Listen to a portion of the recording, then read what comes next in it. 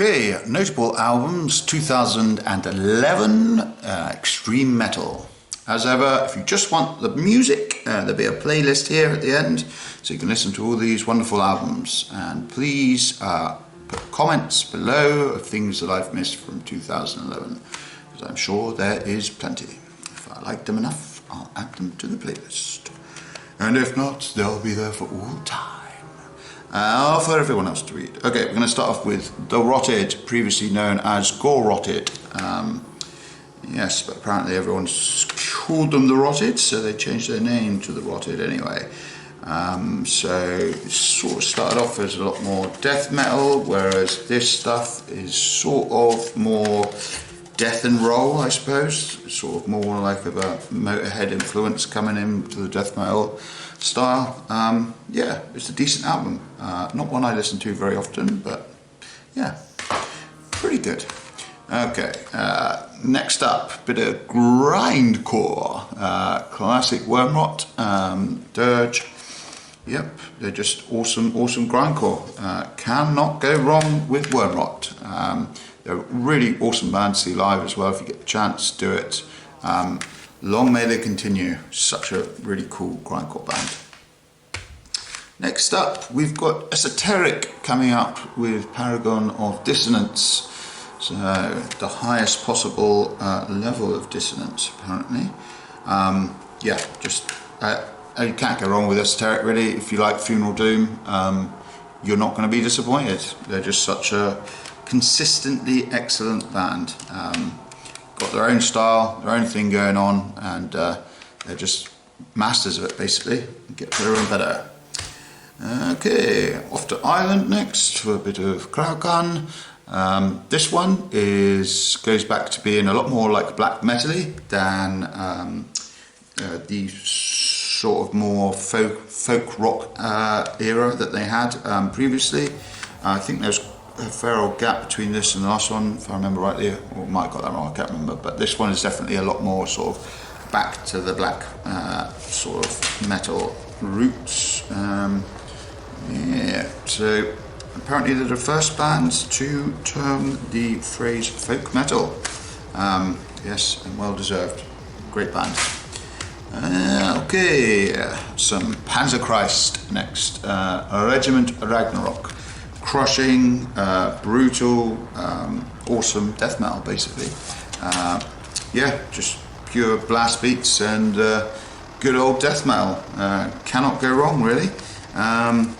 Yeah, much more than sort of. I think this is probably the last album that I really enjoyed from Panzerchrist, because it's brutal and what Panzerchrist should be, in my opinion. Went into like heavy metal territory, and then now they play like very sort of standard black metal for some reason, I don't know why. Put the tanks back on the cover, get the brutality back, that's what I say. Okay, I bought this in 2011. I'll try and pronounce the name, Der Weg einer Freiheit Agony. These guys have become quite a big band now. Yeah, and this is still a really cool EP. I'm not sure if it's the first thing they did, but it's certainly early on. Yeah, just really cool sort of emotional black metal, I suppose. They're really good at getting the feels in. Yeah, great band. Someone told me, I think it means In Search of Freedom in German. Der Weg einer Freiheit, or whatever they're called. But yeah, and their later stuff is also really good. Yeah, okay, we got Void. I'm pretty sure this is self-titled, so Void. I'm pretty sure that I got this for free when I bought their later album, which I really like, which I'm going to forget the name of now, but it begins with a J. Anyway, that's awesome. And so is this. Really cool band. Enjoy checking out back catalogues. A lot different, but still really cool. Void from the UK. Obviously, there's lots of Voids because it's a very sort of common name for bands to choose, but well worth checking that one out. Okay, we've got Blubber of Throne coming on with some Brutalitarian Regime. I think this one's quite underrated in their discography. I really like this one. I think it's a really good mix of what they do best, really. It's sort of heavy traditional death metal with groove parts. Just really good death metal, really. That's as simple as that. That's it. Again, great band to see live. 100% recommend it if you get the chance. Really cool guys as well. Oh yeah, so Gigan came out with their second album, Quasi-Hallucinogenic Sonic Landscapes. Yep, bringing the brutality in. It's a lot more brutal than the first album. But really cool. Really cool band. Loads of like effects going on the guitars and that, but still pretty sure Matey used to play in Hate Eternal, so you can imagine that the riffs are still like full on, but just with loads of like sort of psychedelic brutal death metal, I suppose. Great band, Gigan. Even though their logo looks like it belongs on the front of a Hoover, they're still an awesome band. Okay, so we got Deicide, To Hell With God, with quite a nice, I don't know what you call these, like book CD release. Yep, this one it's got some really good songs on it. Just really catchy, great songs as always, but I do feel like this one sort of meanders a bit towards the end. But yeah, as usual, I mean, it's Deicide, so there's going to be at least one or two absolute cracking songs on there. But yeah, overall, a good album, probably 8 out of 10, something like that. Yeah, good one. Okay, we got Perversity, Ablaze. I believe I got this sent to me when I ordered something from Lavadome. I believe he sent me this as a bonus, which is really cool. So yeah, check out Lavadome Productions. They put out some really cool underground death metal. I had no idea that these guys went back as far as they did. I can't remember what country they're from now, but they've got an impressive back catalogue, which I'm currently in the process of exploring. But yeah, really cool death metal. I think there's a few little keyboards on this as well, but yeah, just different. It's different, but it's really good death metal, really interesting to listen to. Okay, this is probably the only album from these guys I really care for. I do enjoy some of their other stuff, but this is the one for me that has really sold me to the band. It's Flesh God Apocalypse Agony. Yeah, really amazing production, amazingly fast blasting. Just a really good songs on here as well, and obviously they mix the classical elements in with the death metal. Sometimes you sort of, a bit like Dimmy Borgir, later days, where the classical stuff is like really impressive, but the riffs behind are just like sort of jung jung jung jung jung jung, yeah. So, but overall, this is a really good album. Amazingly well done mix of brutal death metal and classical music.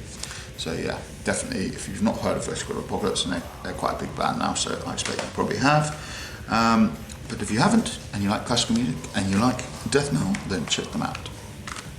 Okay, Brutal Truth, End Time, the last record that Brutal Truth put out. I find this one not a bad record, but it feels a bit safe. Like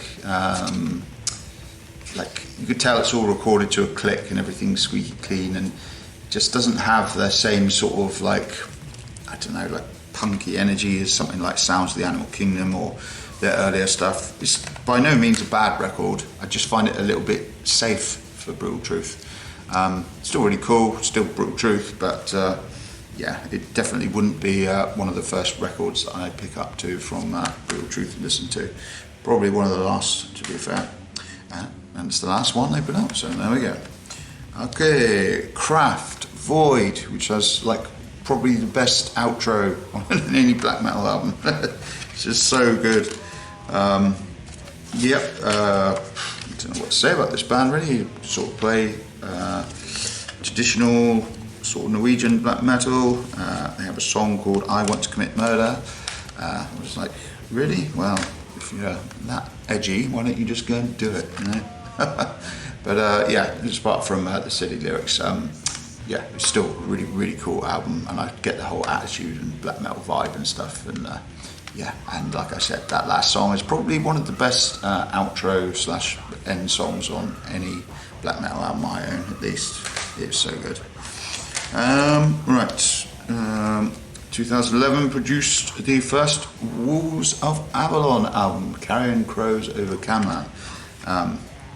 So this has Metatron from Meads of Asphodel on vocals, over a lot more sort of like mid-tempo, English-inspired black metal. I think it's pretty much the theme is sort of the history of England, back into the past and stuff. It's a really, really decent album. I really like this one's a lot rawer than the later ones, which I really like. Prefer the sound of this one to the cleaner sounds of the later albums, although the later albums are also really good. So there we have it, The Wolves of Avalon. Yeah, if you like English history and black metal, check them out. Okay, up to Scotland next for Falloch's debut, Where Distant Spirits Remain. This is easily my favourite Falloch. This is a band who started off playing, I don't know what you call this, I suppose, post black metal. Basically nice, nature-y sounding black metal. Just really nice melodies and sort of haunting stuff going on. And I really, really like this album, really like it. They diversed their style tremendously. It's not much of a thing, is it? Maybe it's a Scottish thistle or something, I don't know. Anyway, they changed their style remarkably over the years. Yeah, very diversely, which, you know, is cool as a band, but for me, I would just rather just listen to this era of them because it's my favourite. It's what I like best. Okay, these are pretty much my top 3 for 2011. So we've got a very unfortunately Damp Damage, Oranza Pazuzu, Cos Monument. Like, this is probably my favourite full length from them. I really like the earlier stuff. Yeah, it's really cool. Oh, and part of a £5 note I burnt once to prove a point, I think. Anyway, must have been the time I was listening to this album. Yeah, really, really awesome artwork as well. Shame it's damp damaged in this release, but yeah, really incredible album. It's this or The Split that is my favourite Oranzai.